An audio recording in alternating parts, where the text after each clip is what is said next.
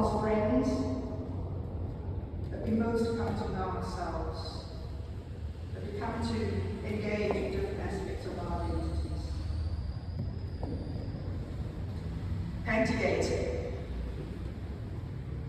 Pantigate. I gave your panties to the homeless, you text. No, is my disbelieving cry. Your lover P lost everything in a freak fire that gutted her historical ring. She escaped with a life and a few essentials. I'm ashamed of my 2-year-old self crying for my panties. Those boy briefs in a range of colours, a combination of cotton and polyester, cool and soft. For 18 years, each time we visited Holland, I got a pair. They provided a legitimate escape and family dynamics got to lunch, a pleasant walk into the village, followed by coffee and pastries. You dispatched them urgently when you wanted to. I'd pull them back up with a satisfied snack after. In one fluid motion, they made me feel strong, sexy, feminine. No longer together. Each time you go home, you still ask, what I would like. My request is the same. Please, get my panties from the hanger. You do? Send a message with a picture of them saying, mission accomplished. On your return, the fire results in P moving in with you. Devastated, grief-stricken, lost without a stitch of clothing. You gift her what was mine. You could have asked. I might have said, yes, of course, off to buy a new pair. Your actions cut deep as if my discarded bottom is interchangeable with hers. Makes me feel that once more, she takes what is mine. Once more, you choose her over me.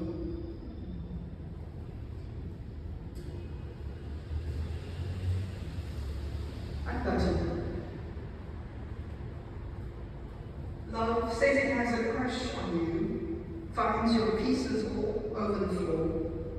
Love flirts and teases, tilts the crack of grief, you almost taste the light. Love asks questions, finds trust has deserted you for distant shores. Love wants its first kiss, finds stapled lips, tongue stuck firmly behind your teeth. Love smiles and waits, teaches you to unbutton one at a time. Love meets you halfway, finds waveless you can surf once again. Love tells you of God. In its gaze, you discover what's withholding. Bella ciao. Bella ciao. The phone rings before I'm fully awake. Hey, where are you, my friend Kim? One of the 4 amigos asks. We found each other in psychology and psychiatry 30 years ago. Kim and I would often escape midday to throw ourselves on our favorite beastie cake. Mandy flirted outrageously over pool and case notes. Countless days we learned anyhow we realized 2 women could love each other. That lesbians could be beautiful, and that this was my tribe. Mandy's back in hospital, says Kim. A rogue virus has taken over her immunocompromised body. Before she asks, I say, I'm coming. Tumble out of bed, organize flight car, throw things into a bag. Something black, just in case. Hurtling on the entry to the airport, I phone pen to say, I'm on my way. The unspoken significance of it now between us. A few hours later, navigating another highway on the East Coast this time, my phone rings. Hayes, where are you? We can't wait any longer. We have to intubate her. I tried to stall so you could see her one last time. The silence that fills the car, the clutching at my heart, a reminder that these timings are not under our control. She'll know I'm there whenever I get there. Do what's best for her.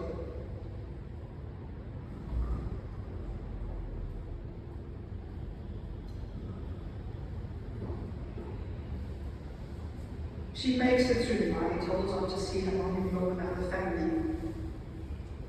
My two sisters, schooled in death, show up unannounced the next morning. They pray, hold us, give thanks for Mandy and her love. We sleep with eyes wide open that night, near the phone before it rings. Come, is all that Kim says. Pen ushers me in thinking I need some a long time. Andy stats are falling like stars from the sky. I realize she needs the ambulance. Penny smiles her face with kisses, singing, better child, better child, better child. Beautiful love, beautiful love, beautiful love. Kim is doubled over in tears, clutching her hand, soothing her cheek. I hold a size 7 cold, badly buckling feet as the monitor beep, beep, beeps the end.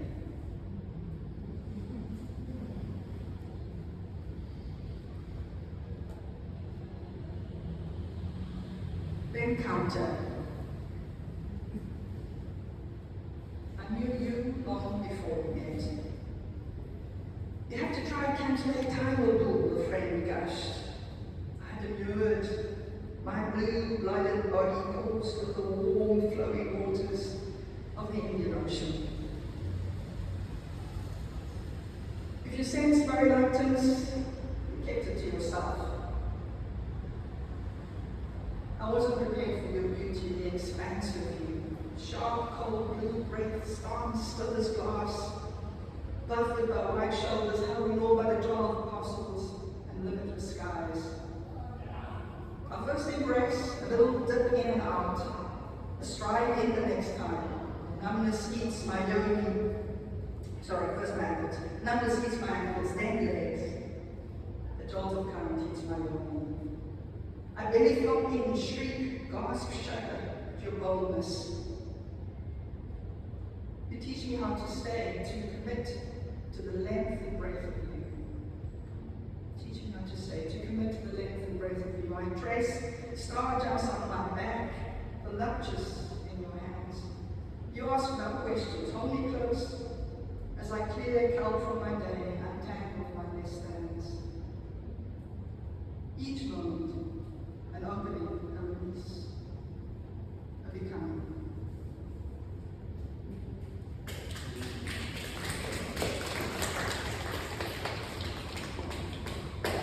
So some conclusions. Who we are draws its meanings from multiple overlapping identities, many contradictory belongings and not belongings.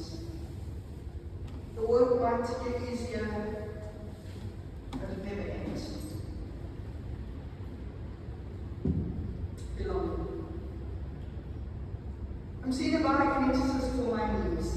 The left, a mishmash of scars and a full knee replacement. The right, the good one, not so good now. After years of compensation, it's calling for attention. The Bible works with pain and how it rests in our bodies and minds. Locked in my knees are my white forefathers, plumping my black ancestors, hunched in my back were generations of broken ground and black people, too afraid to stand. I discover cities of contempt, long discarded bones, invisible muscles flexing with my past and present, figuring out how land, place, ancestry, identity come to live in now. I'm surprised at how I can't do simple movements, others come easily. Of how far back pain extends, where it lodges, how the unwiring of early scripts is constant, everyday work. I find release in the mountain pose, standing straight with tall arms at my sides, hand open, chest out, neck and head tilted up and forward. I'm everything and nothing, not my past or my future, this or that identity. In those moments, I belong fully and finally to myself.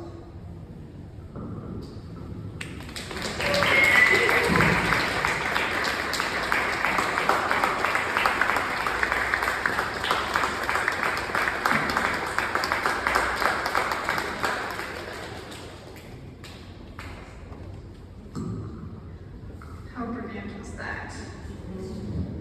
Wow, thank you. Thank you for sharing. Next up, we have someone that I'm very excited to hear more from. We've heard little bits at open mics here and there, but this will be a nice chunk for the first time. Langalibalele is a black trans queer storyteller born and raised in KZN, currently residing in Cape Town. They are precariously glued together by pleasure, tea, community, and poetry. He writes rituals on how to harness trans joy, transmute pain, and find rest. They are a pharmacist by capitalism and have been writing poetry since 2014. They have published poems in the anthology Woven with Brown Thread. To him, poetry is an act of invoking a remembering.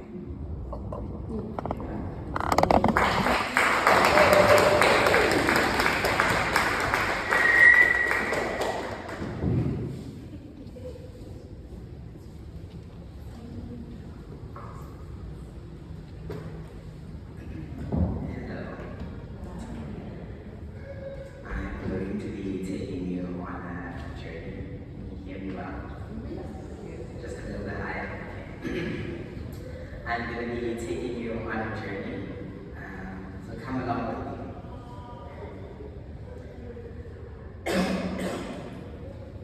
First, I have to say my name is Langalibalele Mngadi.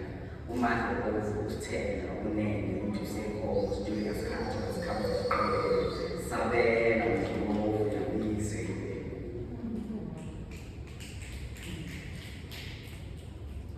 Yellow summer. Childhood made of brick cars and mud houses, found in climbing tall mango trees, running across swamps and warm forests with my grandmother. At times with cousins in the back of Uskevemba, that old off-white Nissan.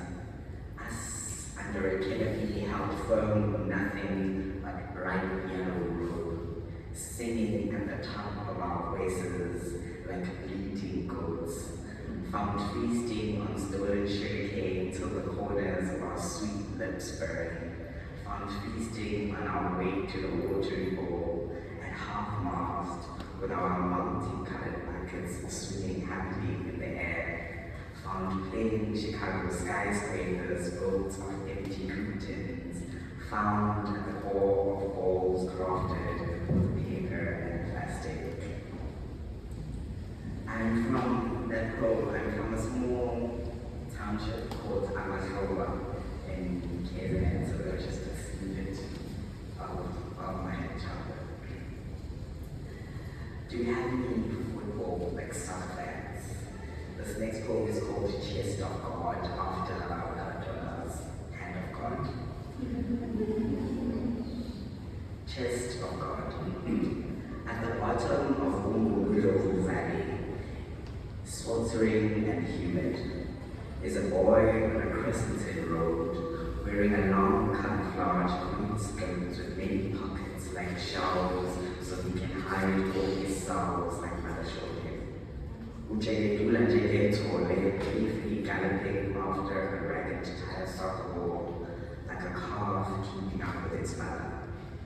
Ups, down, overs and under, Bampasele, the ball whirled towards him, spinning on its axis like a rogue planet, and with his chest half full to the brim of grandma's breast, Muskora a proud goal welcomed by 2 oak brown bricks, 4 black boy feet wide. A cheer erupts, a negation interrupts. From the boys of the other team,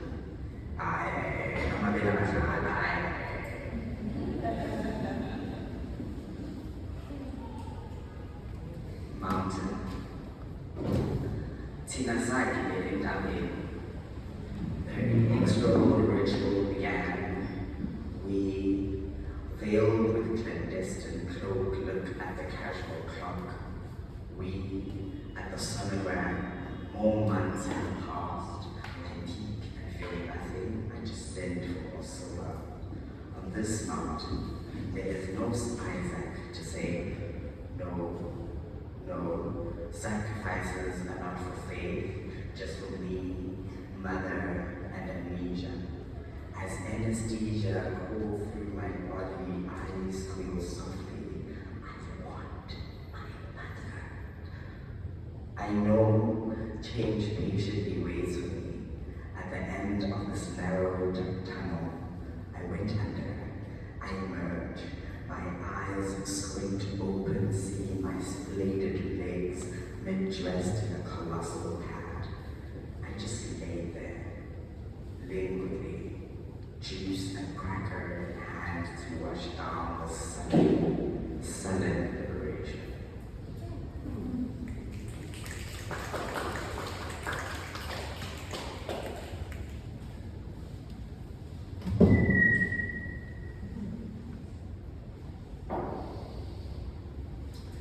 These walls. So I would rather be here, shivering at the spine, holding up these walls that are my home, holding up these walls that want to give in and fold into themselves. My great grandfather's house is just like this. It housed generations. It kept strangers, lovers, and friends intact. These walls may be crumbling and cracking, but through these cracks the sun offers floods of kisses.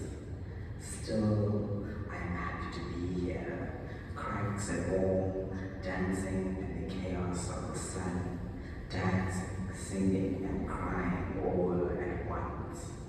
The night, it too comes bearing gifts I never asked for. At 3 a.m. the mending begins and plastering of the walls. Darkness comes with its healing, and in here, within these walls, this body, this home, I can dance with the sun rays and stars and heal as I go.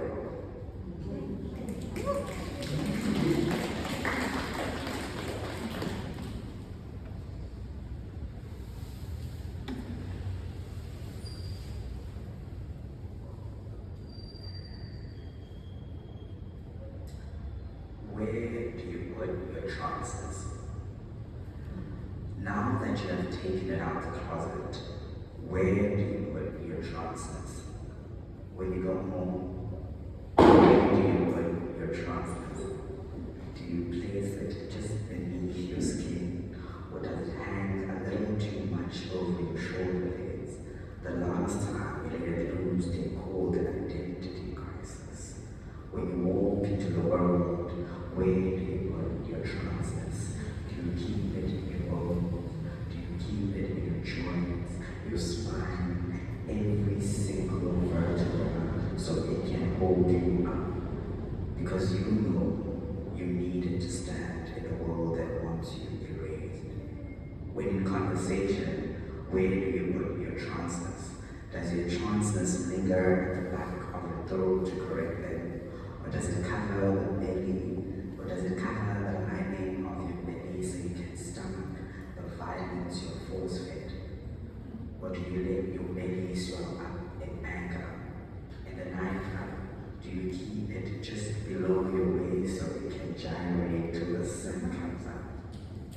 In your running, in your living, in your friendships, in your day-to-day being, in your not belonging and in your belonging, in your surviving and in your joy, and in your unrelenting spirit.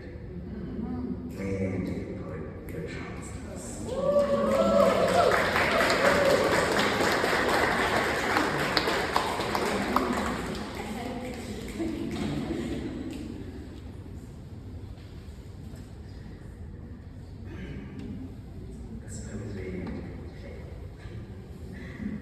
Old to the lip of hope and drink at sunrise. My lover is gone. I saw dusk, smelled dawn, yawned and yearned for sunrise. Sleep wouldn't have me, gave up and enjoyed the new moon. In the middle, feeling my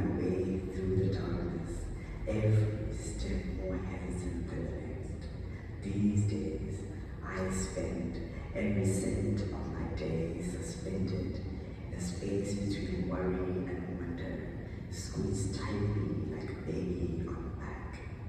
Here I find my ugly. I can only tipple the hope that florets through the sun.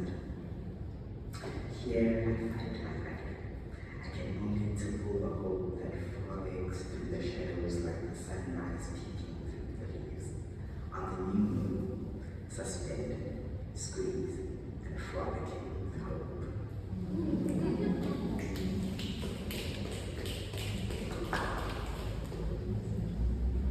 This one goes to my homies. The next piece is called Kin Is My Home.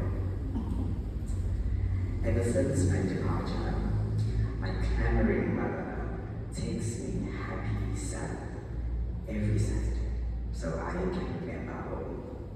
For the first time in years, I text them on the strong back, yet still longing to tell of a Sabbath of rest only in the holies of holies, holding space of typical robots, where the grounding savior of sandalwood pervade and captivate in trance joy, where I dance under a tumescent moon in the sweet embrace of my home, where the warm nostalgic heat brings out the children. I want to text back, I am home.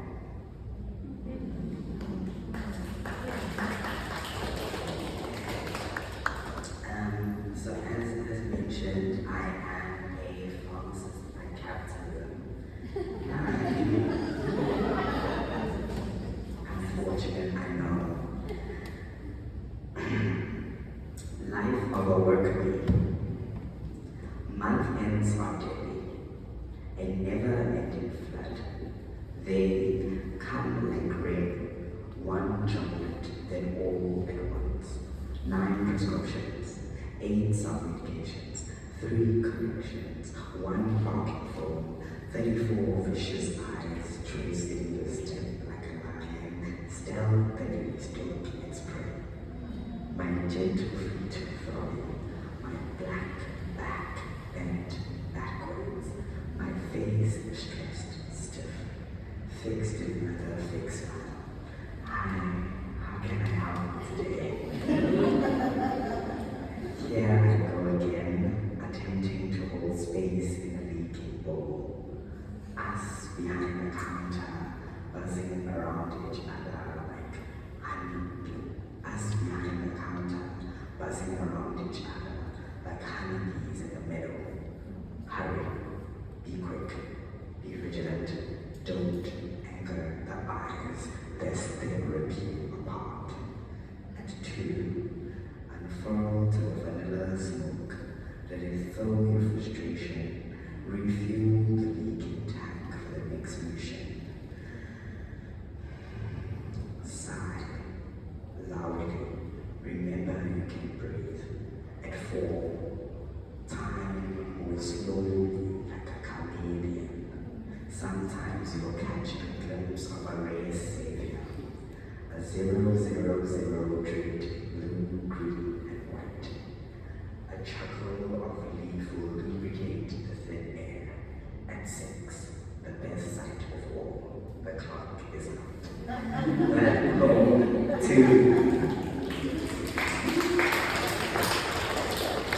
We get a lot of workers there, I think it's quiet. I was at work today, and working extremely hard. One of my other colleagues came and was like, oh, we're working so hard, and it's Wednesday. We gotta do what we gotta do. I lived in the Viscus for a while, which is the West Coast. I had a culture shock, to say the least, so I wrote a book. Viscus. Arid land with hectares of fine moss and stolen land. Here, you place offerings of a palatable name on desert tongue to appease, so they can swallow you with ease. You leak, lick, wounds alone. You learn ocean waters cannot hydrate you, no matter how much it glistens in the sweltering sun. We learn of dwarfs glued together by strife and told old churches, and the nostalgic stench of polluted apartheid smog, thick, yellow, and dense, will have you gasping for air. You will wither and dream of death's sweet presence when on arid land, run towards vacant lips and quench your thoughts.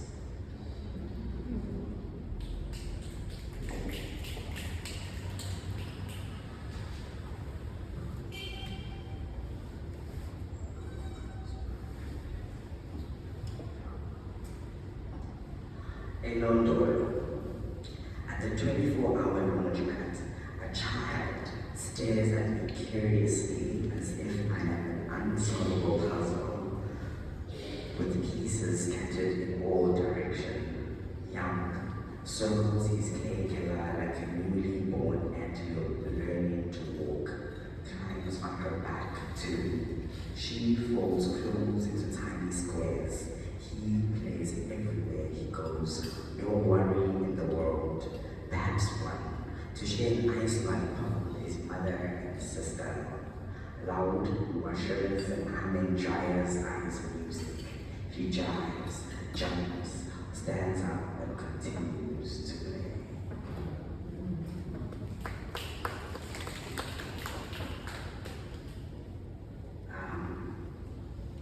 I feel like I'm 6. So just a tidbit.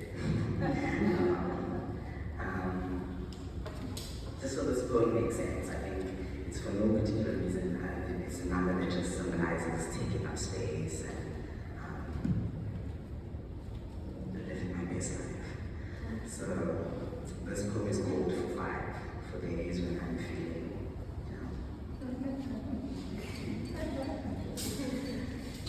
For 5. Even on wilting days, gyrate inside the soothing mouths of wildfires that have engulfed you. Bend over for the flames and shake that ass you inherited from grandfather. Let the dance floor moment shackle you. Vibrate to the tremble of the drum echoing deep inside your heart. Dance, dance, remember to dance. This last piece is after Maya Angelou's Ain't We Black. We're alive, ain't we? We're alive, ain't we? Are we not alive? Are we not queer, trans, and alive? Are we not shaking our asses freely at 0, pouncing around to come? Are we not holding up our hands up, down, left, right, sinners and pleasure fillers? Are we not injecting in thick golden elixir to find homes in our gentle, tired bodies? Are we not holding each other studiously in the rumblings like cradling a flickering candle in a storm? It is true. We are big and blue, reflecting the skies of ocean and other things vast. Are we not alive, slowly packing and unpacking the grocery, the large big suitcase that can fit our whole lives? Emotions by the bucket load, balanced skillfully on steady head. Are we not alive, rolling on unmade bed, perched firmly on the edge of it, making space for grief, laptop, leaning tower of dirty clothes and restless dreams? Are we not alive? Are we not alive to spun in glitter and pride, woven tightly in community, gin and dignity? This is the landscape of a queer world, hungover, half-drunk, overstimulated, and swimming in delight.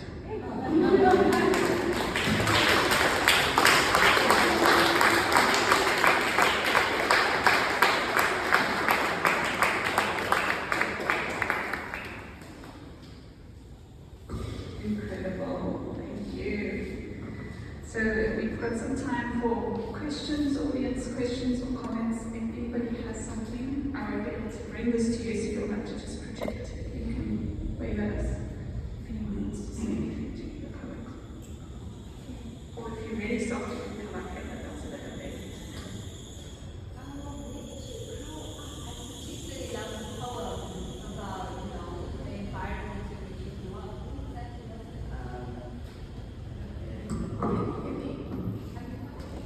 Can you hear me? Yeah. I'm from Amasongwa Mission. It's in the south coast of Durban. Yeah. Reminds me of Zimbabwe. Anybody else? You both talked about belonging, and we talked about that a lot. So I want to ask you whether the poetry helps and how it helps.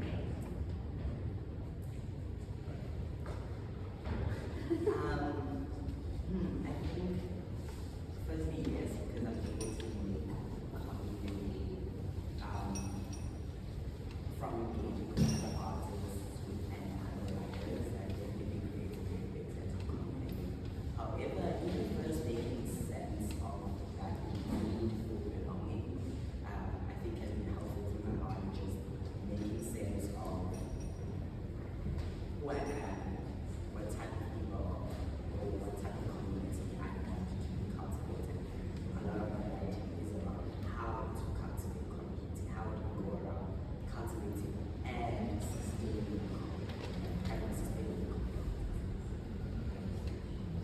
Yeah, similar to me, I mean, I think the writing definitely helps to find a way into those things, find a way into belonging, find a way to unpack it and its meanings and where it rests and where it sits in your body. And I think in reading or in sharing the poetry, I think you create another moment, a resonance, or pull in that community. So yeah, I think it's through the writing and in the reading, we do both.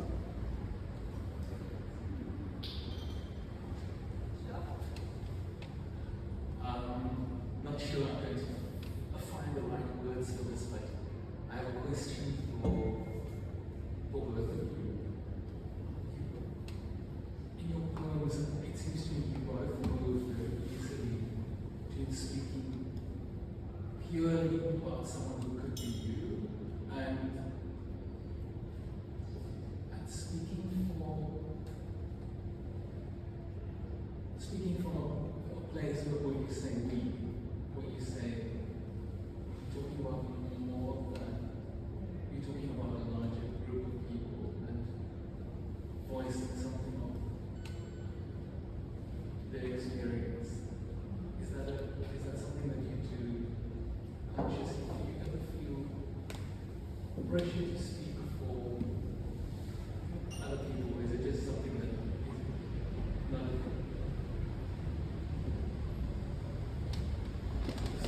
So no, I don't feel pressure at all. I feel it's a gift to be able to do this work. It speaks about me, my place in it, but also kind of puts it in a bigger culture. Yes. Right? So the bigger issues of gender and identity and race.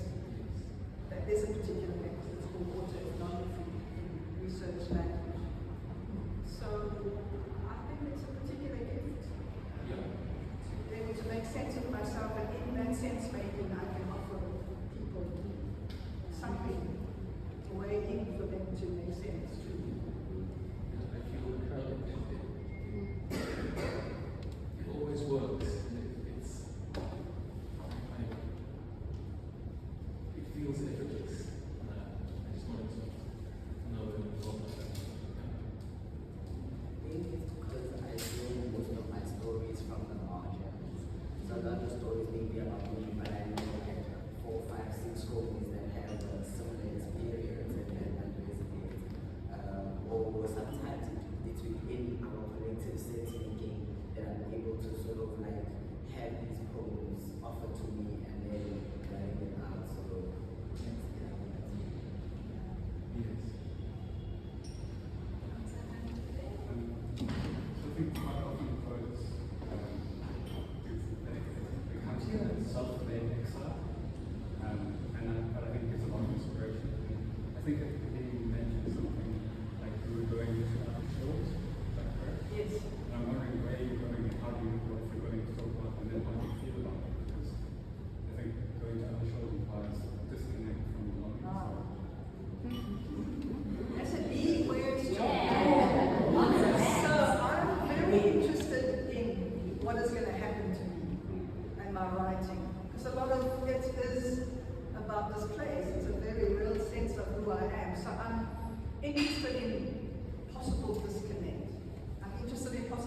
connection. Because I think there are themes in our lives that are universal. So it might have I'm going to go to Seattle in the US. So how that place impacts me, how I make sense of that place and me, how I make sense of myself in that place, feels interesting.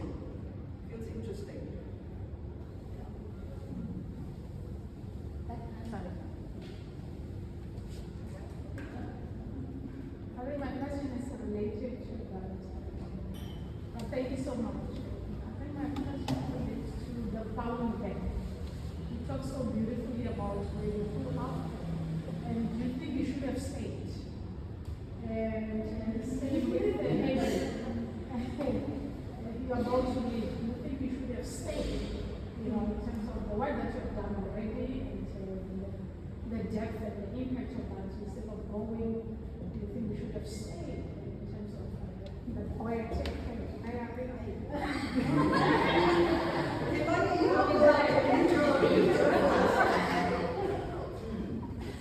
Okay, I feel like there's another poem that also addresses one which is kid is home.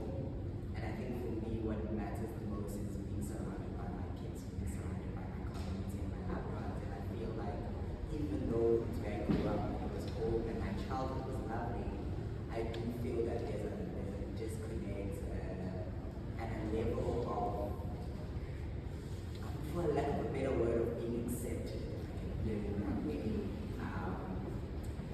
And I hope to maybe return. I recently went back home after a while, and so much has changed, and yet at the same time, nothing had changed, like structurally and like in the landscape.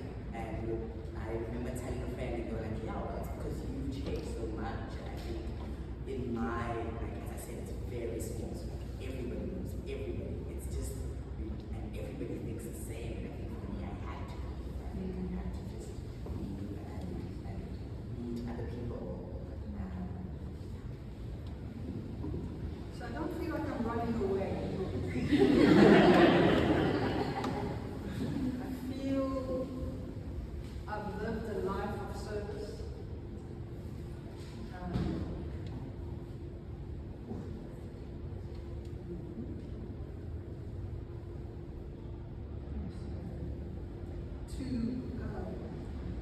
There's a place.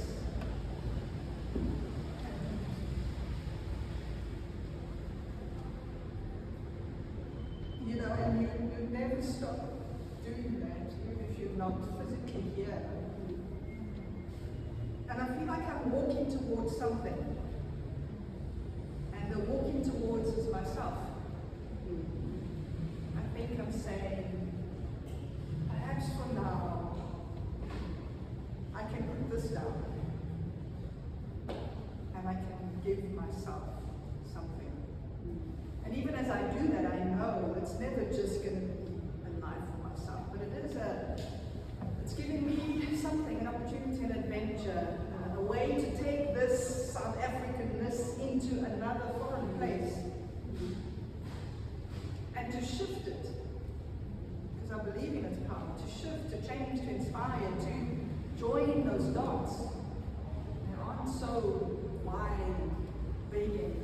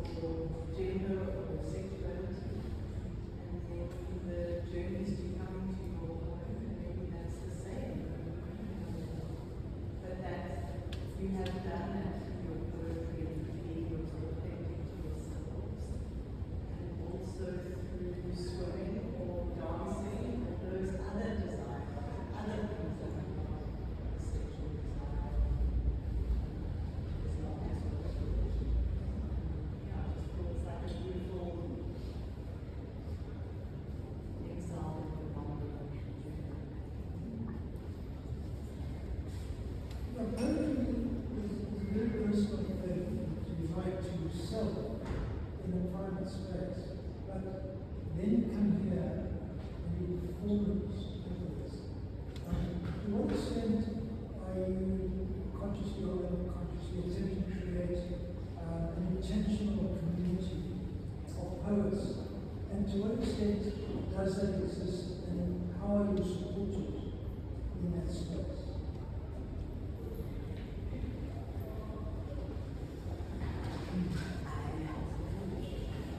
After living in the business for a while, I had no community. And I returned coming back here, and I find it in my Cape Town, and I'm sort of seeking community, and I go to poetry and walk lines, things like that. And first it was just the thing of sharing, just sharing, and other people sharing like creates, but in that I think I've forged certain connections. Like I have homies here, I have videos, poetry. I also have friends and homies that we've sort of feel supported by in creating, and they create different things. Some of them are poets, you know, and they sort of inspire me to write more. And I think in dreaming of more intentional spaces, it would be writing together, sharing each other's work, having sort of like a more intimate space, if I can put it that way. It's more like an friends. So I think I would like to do Yeah, definitely. I mean, I think I always feel like you write for yourself, but I think you're very aware when you're writing that you also are writing for others and that you are creating conversations, what I feel like, before you are holding conversation with other people. So when I got the job in Seattle, the first two things I Googled in this order was poetry in Seattle. And then the second was Kolokota swimming in Seattle. Both those things will hold me, and I will need them as I navigate this strange new place. I need to find my community.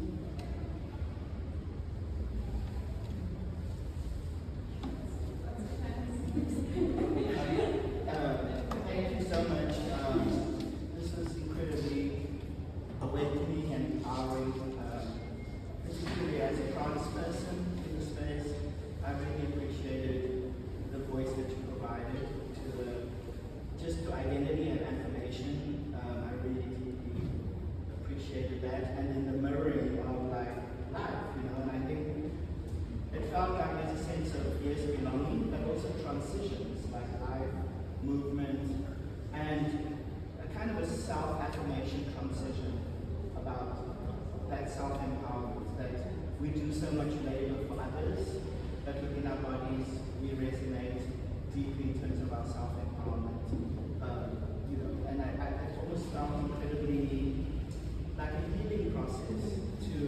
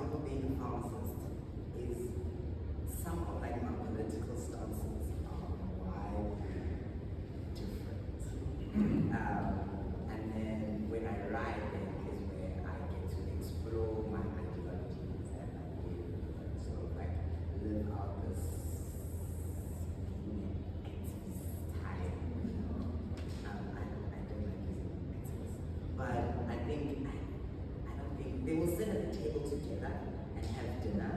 But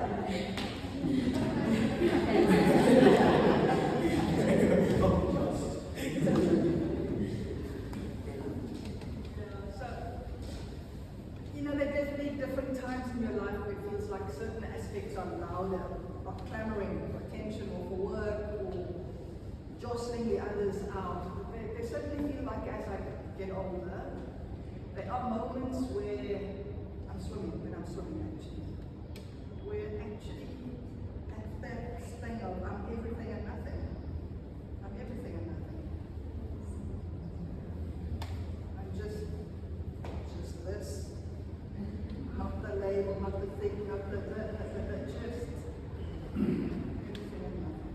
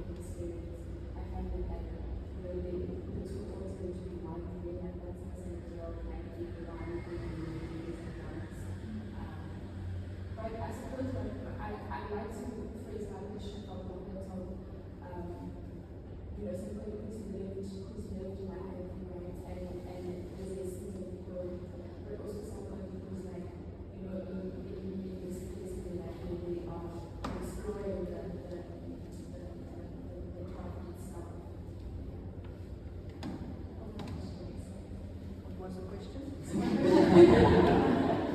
So my question is like, do you think that the two can be separated? Yes. Not the others. No, I feel like I can't. Yeah. Because, you know, we all would be right. When I first started writing, I would do a lot of comparative stuff with other people that sounds so lyrical, that sounds so wow. And then I think you realize you can only write like you, like yourself. And I can only write about the things that I know. I find when I'm writing about something that's a bit too far from me, you can feel it in the writing. It feels like I'm commenting rather than living through the words. I'm commenting on something. And I would prefer to stay a poet who lives through the words.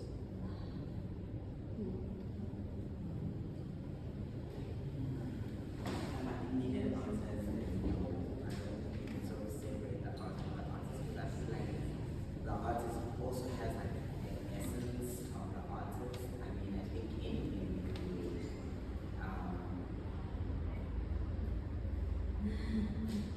I think anything we create sort of like has this essence or remnants of who like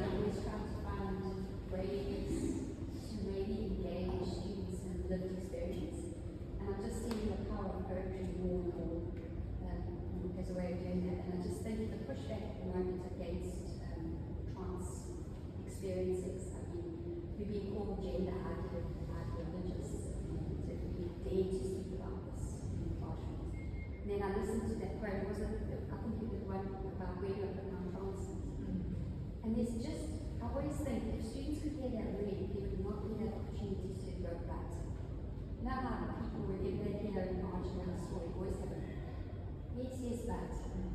And that poem was just, you can't but. You just have to listen. And it just sits with you, and the reality of the experience is just so firm and beautiful. So thank you. I'm just like falling in love with poetry. We're recovering from having been taught poetry really badly. So yes, this is my recovery. But no, really, really important. Thank you very much. Just felt it resonated with me.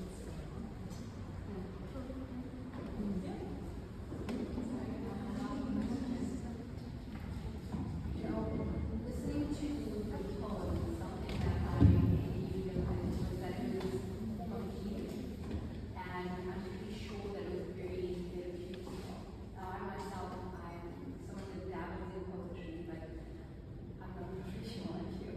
So I specifically like to utilize it for the purpose of healing. I don't think we're healing anything.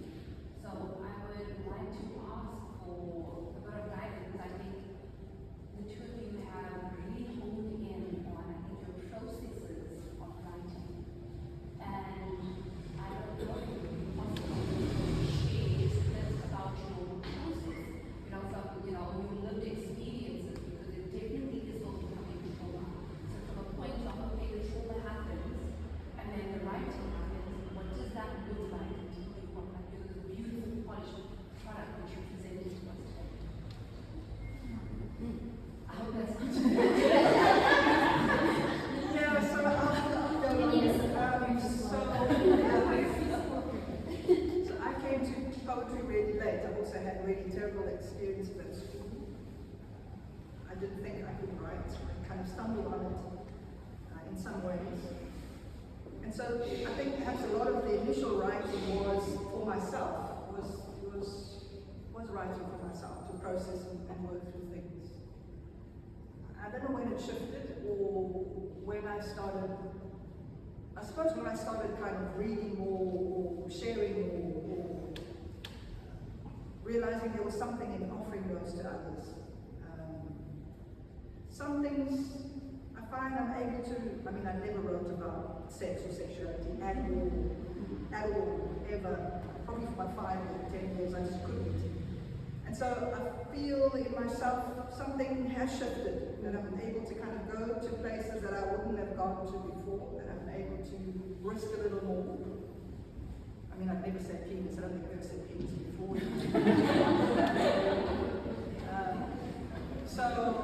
I suppose it's a process that there will be in the beginning, maybe you're writing for yourself, and then through pushing yourself, to reading others, to listening to others, to working on your craft, you do get to a place where you need to start to let it live, because I think it needs to live.